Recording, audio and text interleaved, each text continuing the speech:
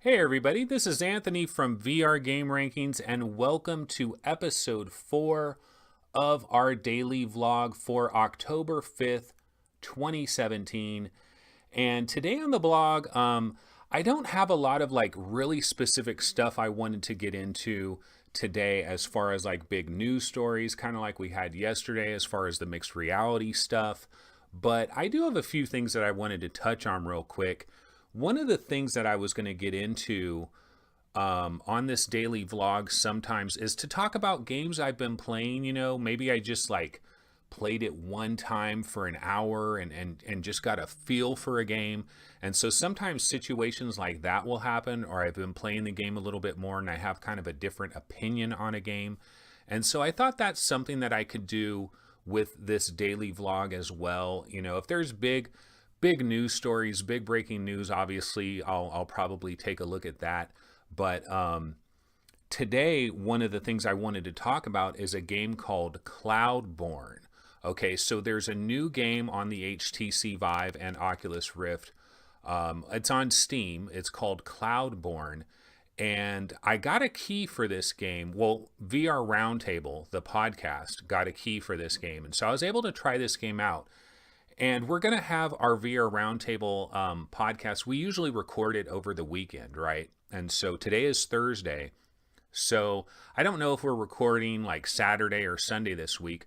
But one of the things I like to do as I'm getting ready for the VR Roundtable podcast is we like to kind of all play certain games. So we kind of have a take on a particular game and we can have a discussion. And so we're usually trying to look for games that are relatively new and maybe exciting, that people are interested in and they would like to find out a little bit more information about that. And so Cloudborn is one of the games that we got, and I just tried it briefly yesterday. So this is not like a review in any way, shape, or form. This is just bare bones first impressions. And honestly, I probably only spent about 30 minutes in the experience yesterday. So I barely scratched the surface. I'm definitely going to play it more today. I'm going to play it more on Friday, and I'm sure we'll be talking about it on our next VR Roundtable episode. I think we're up to number 56 now. I think the next episode is 56. So I'm sure we'll be talking about that on the next VR Roundtable episode. But I just wanted to talk a little bit about Cloudborn, like what I experienced yesterday. So when you first get into this experience, it's an incredibly colorful world. It really reminds me a lot of Windlands. And I know that we've recently been playing Zing, The Land Beyond, which we've talked about a couple of times now on VR Roundtable, and I really love that game, and that game reminds me of Windlands as well. This game, Cloudborn actually reminds me of Windlands even more from the graphical standpoint and from the environments that they put you in and the world that is in. Like if somebody told me that Cloudborn was made by the same developer that made Windlands, I wouldn't be that shocked by it because the art style, the look of the world that you're in is very, very similar. And so you're in this mysterious kind of environment, kind of similar to Zing, The Land Beyond. It's funny how so many games share some similar qualities, but it's interesting because both of these games are kind of back-to-back games, and they have a similar kind of a vibe where you're kind of exploring. Now, Zing is more of a puzzle game, and Cloudborn is this game where you're basically trying to grab onto things and climb on things. It's basically a climbing game for the most part, but it's not really like climby or to the top. It's different. And the biggest problem that I have with this game in this short half hour that I've played it is I love the environments. The sound quality is really good. There's a lot of sound that's going on in the background that makes you think something incredible is going on, like some big gigantic creature is moving around or something. It has kind of a grand atmosphere from the sound design, but and the visuals are great. I like the visuals. I like the style. It definitely has that Windlands look. But the idea of this game is you're mostly climbing, and so what it's about is you have to get to where these ledges are, these things that you can grab and you can climb. And so you take your trigger and you grab with your hand to one piece, and then you grab with your hand to another piece, and you can climb yourself up. You can kind of throw yourself over to get momentum to get to another spot. But there's no jump button as far as I could find. And I don't know, I don't like the fact that there's no jump button, because I'm in these different spots and it's like, I just want to jump over there. Yeah, I know you want me to climb, but now what am I supposed to do? I'm supposed to reach down here and grab onto this and pull like that. Why can't I just jump onto that? So I couldn't find a jump button. I have to admit, though, that I have not checked all the settings. Like, I have not gone to all the menus and looked at every little possible setting in this game. So there could be a jump button that I just don't know about. I don't think so. I don't think there is a jump button, though, because this is a climbing game. And I think the developer probably thought if they gave you a jump button, you're just going to jump most of the time and you're not going to climb a hell of a lot. And so that's probably why they don't give you a jump button. But whenever I'm in some type of platforming style game, I just want to jump. I don't like it when they don't give you the option to jump. It's just, I don't know, it's a bugaboo of mine. This is just a personal irritant of mine. But another thing about this game that I find puzzling is you're climbing up these walls and you're climbing up vines on a tree and you're grabbing this branch and you're going over there and you're doing stuff like that, right?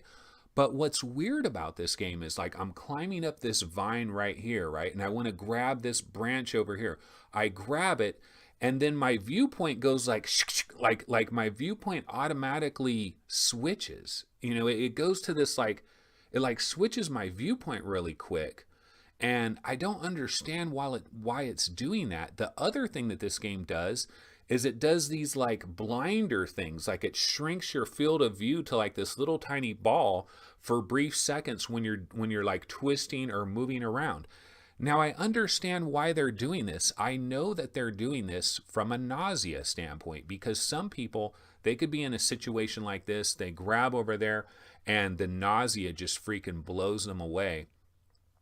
And they hate the experience and they get sick, and it's a horrible, horrible thing. So I know a lot of developers, they kind of bend over backwards to try to avoid any nausea whatsoever, because they have different play testers that come in, they bring regular people in, they bring family members in, and they could end up with somebody that like gets really sick, they throw up or whatever, and then the developers are like, oh shit, and they completely redesign the whole game and try to, you know, do these blinders, do these snap viewpoints to try to avoid any nausea.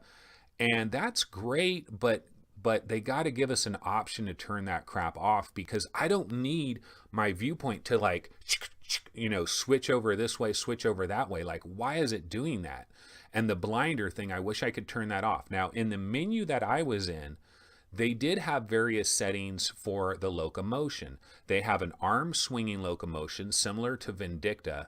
There's a blink locomotion, and then I forget what the other one is. Blink is obviously teleport. Arm swinging is the arm swinging one, and I forget what the other one was. I haven't tried all three of them.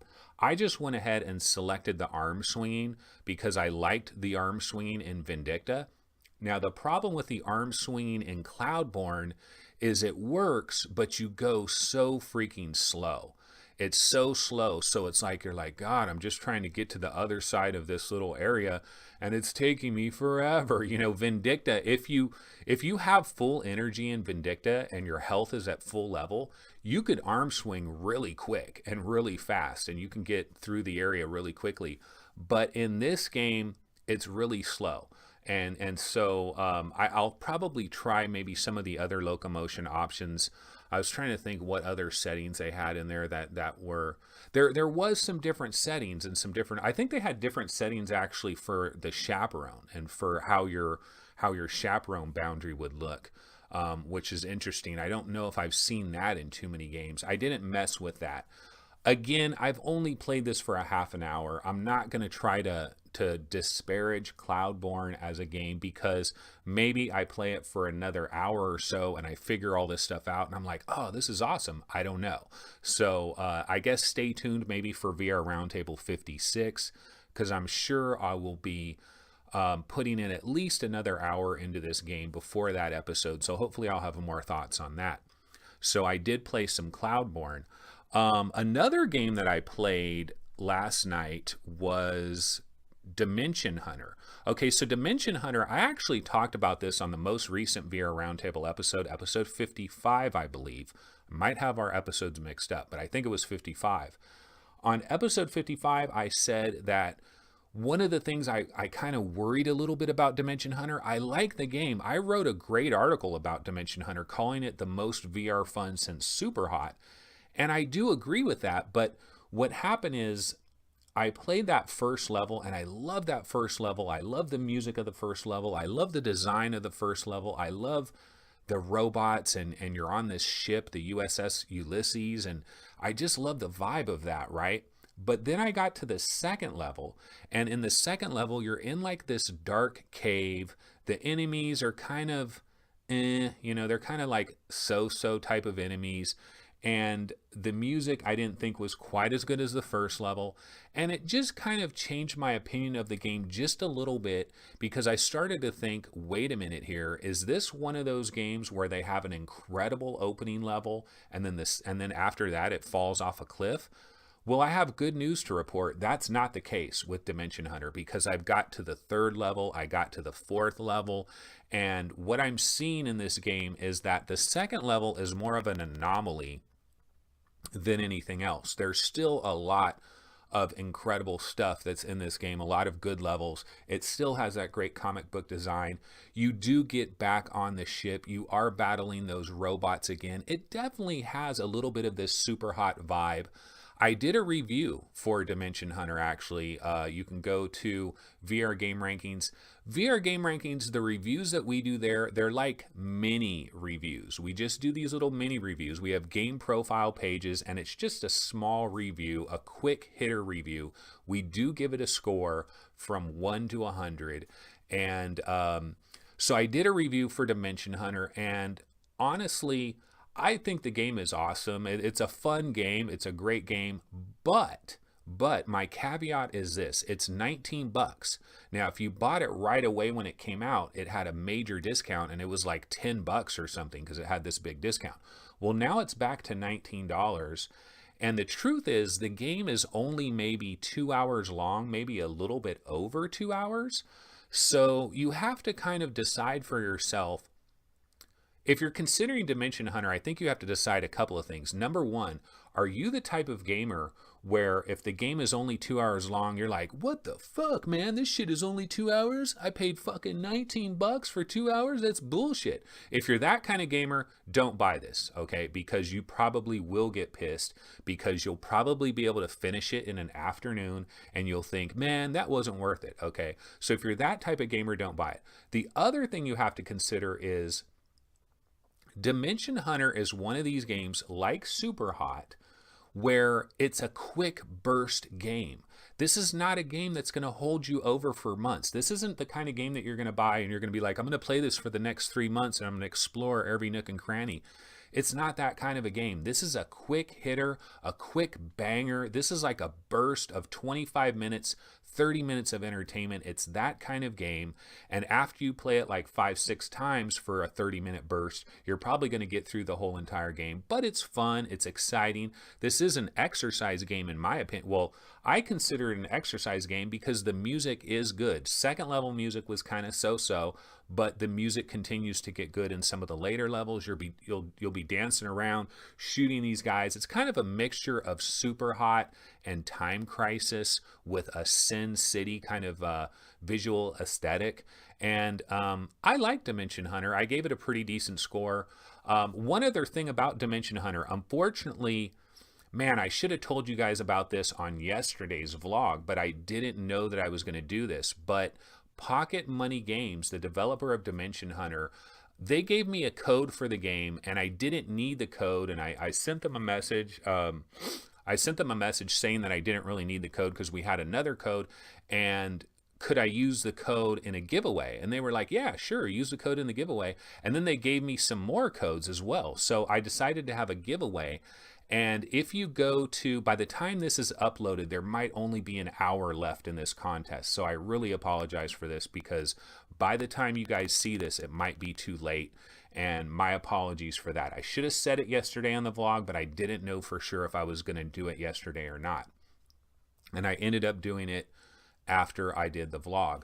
But if you go to Reddit, if you're a Redditor, if you have an account on Reddit, go to the Vive subreddit or go to the Oculus subreddit, and you can find a thread. It should be on either the first, second, or third page of that subreddit. There will be a thread by Anth916 about winning keys to Dimension Hunter. We're giving away a total of 5 keys, and basically all I wanted people to do is if you could submit a top 5, a top 10, or a top 20 of your most wanted VR games across any and all platforms. You could just list Oculus games or Vive games or whatever it is, or you can mix and match and make it all kinds of VR games. But there's not going to be much time. You know, by the time this gets updated, like maybe the first 2 people that see this vlog may have the time to quickly bounce over to Reddit, put in a top 5 and get entered into the poll, because what I did was I posted this yesterday and I said that it's going to run until 1 p.m. Pacific time today.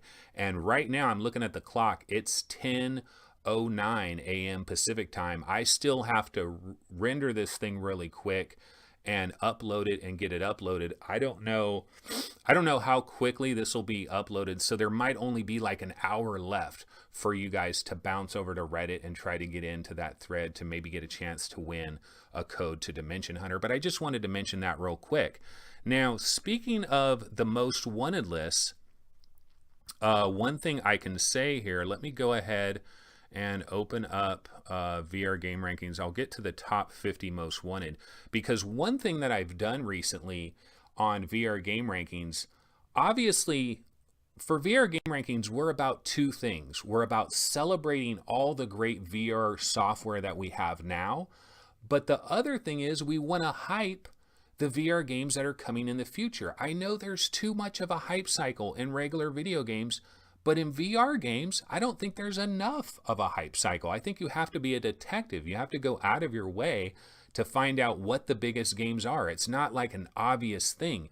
If you're an Xbox gamer or a PlayStation 4 gamer or a Nintendo Switch gamer, you can go to a million different websites that will list all the games that are coming soon, and you don't need any hype there. If you're a VR gamer, it's a little more difficult. You hear about an announcement here, an announcement there. There's not really websites that you can go to that have everything broken down. It's part of the reason I created VR Game Rankings in the first place.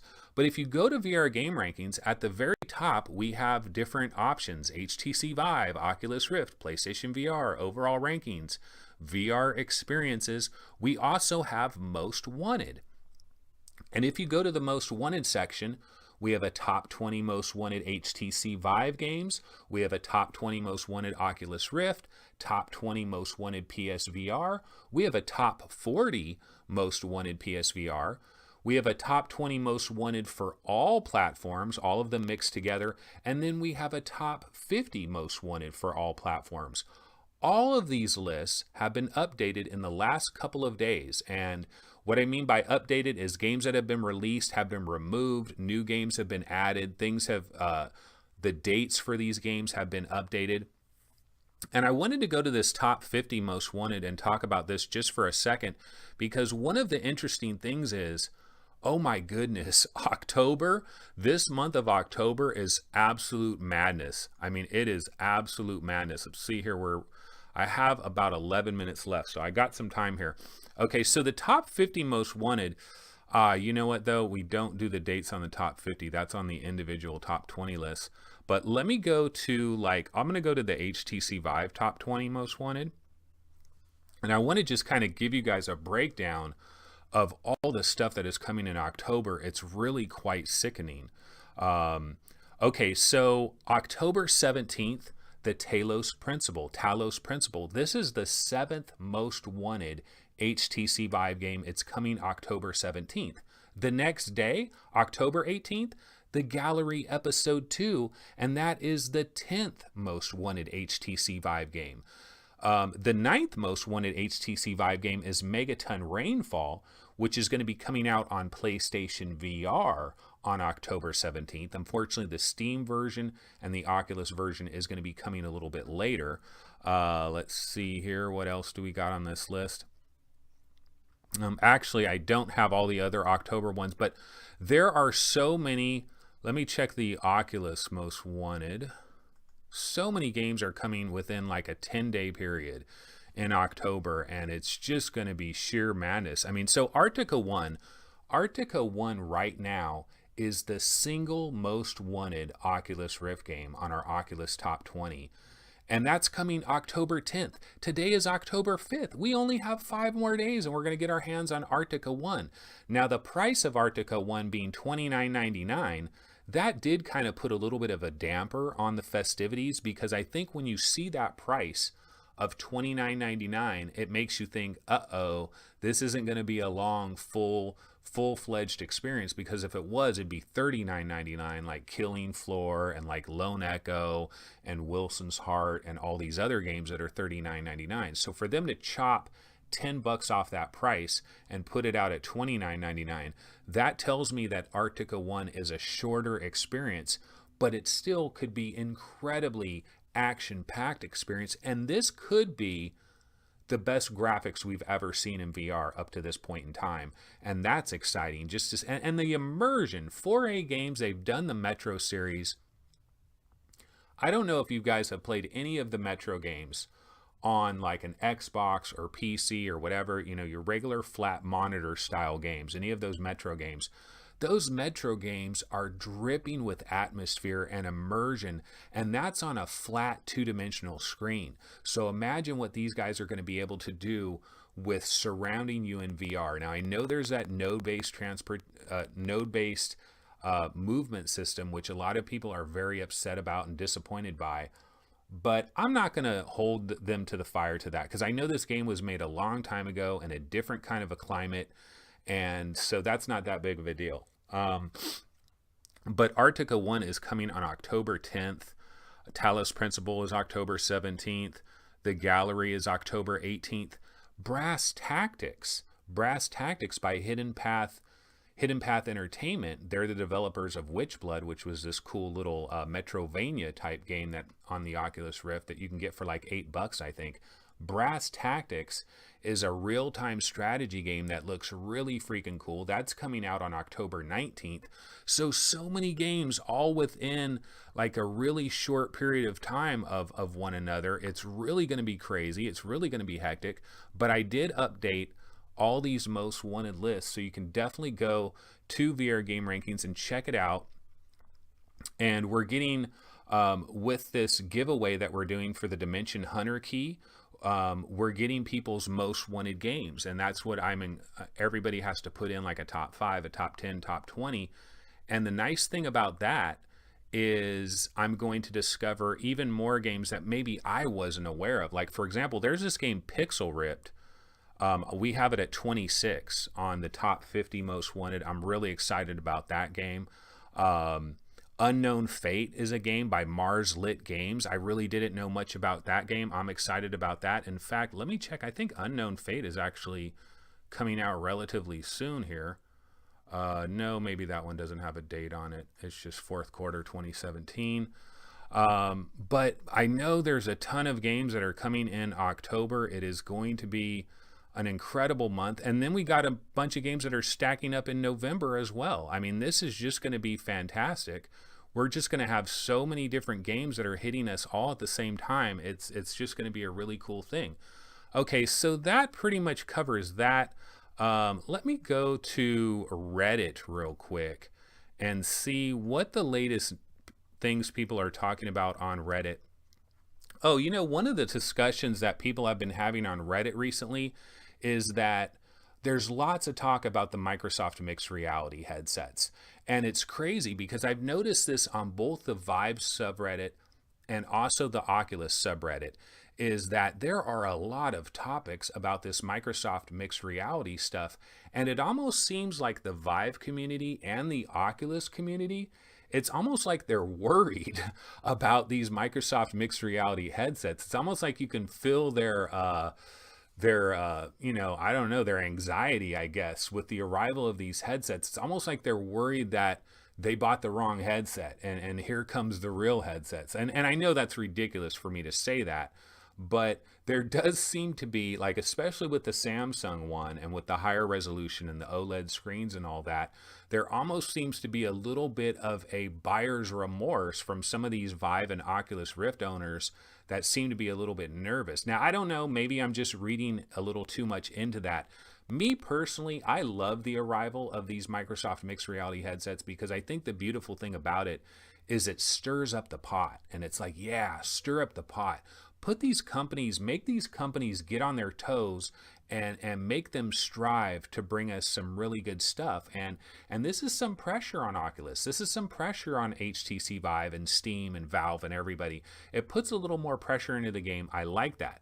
Now, one of the things some people are talking about on the Vive subreddit about these Microsoft mixed reality headsets, like this one guy mentions, okay, PSA, Microsoft's new VR headsets don't work in the dark. And this is something that a lot of us don't think about. But yeah, these headsets will not work in darkness, in complete darkness. There needs to be some light. And the reason that there needs to be some light is because these headsets have little cameras and sensors on them that sense where the floor is and where your walls are, okay? And if it's dark, it doesn't know where your floor is, and it doesn't know where the wall is. So you have to have some light. Now, is this a big deal? It's not really a big deal unless there's light leakage. Now, when I play my Oculus Rift, I get a lot of light leakage. I actually have to take my Rift and I have to turn it like this and like get it all up into my cheekbone area right here. Otherwise, a ton of light leaks in the nose area, and it's irritating because when you're in a VR experience and you see a bunch of light coming in and you see reality, real reality coming in at the bottom, it's irritating and it's distracting. Basically, it distracts you from whatever you're experiencing. So a lot of times when I play my Oculus Rift, I turn off these lights and I just have like a couple of small little lights in the corners just so I don't when I'm done, it's not complete darkness. But I kind of keep it dark when I'm playing my Oculus Rift. I don't want any light leakage. When I'm playing my HTC Vive, the nice thing about the Vive, for me, the Vive gives me a tight seal. No light comes in, so it could be freaking sunny as hell in this room, and I would be fine because no light would be coming in. The mixed reality headsets, I don't know. I mean, is there going to be light leakage? Because if there is light leakage and they don't work in the dark, that is kind of a bugaboo, right? It's also a bugaboo for people that are in certain situations where maybe you have like a studio apartment or something, right? And your girlfriend's trying to sleep and you want to turn the lights off and play your VR. And you can play your VR because you got your headphones on and you're in your experience. It's not bothering her and you turn the lights off. But if you have one of these Microsoft mixed reality headsets, that might not work, So I don't know. What we don't know about this darkness issue is, could you have just a tiny little light on, and will that be enough where it's just enough to see the floor and the walls and it'll be able to work in that fashion? I don't know. And then going forward, if we are going to have this inside out tracking and no cameras and no sensor type of outside sensors, can we get to the point where these things would work in the dark? I guess they would need some type of, I don't know how that would work exactly, because they need to see the floor and they need to see the walls. And if the floor and the walls don't have like heat, you could have like some type of infrared or something, but if there's no heat, I don't know how that's going to work. So that could be a problem going forward. But I have noticed on both the Oculus and the Vive subreddits that it does seem to be a lot of talk about these mixed reality headsets, and it's almost like people are a little bit nervous here. It's kind of interesting. Like, I'm reading this one thread here.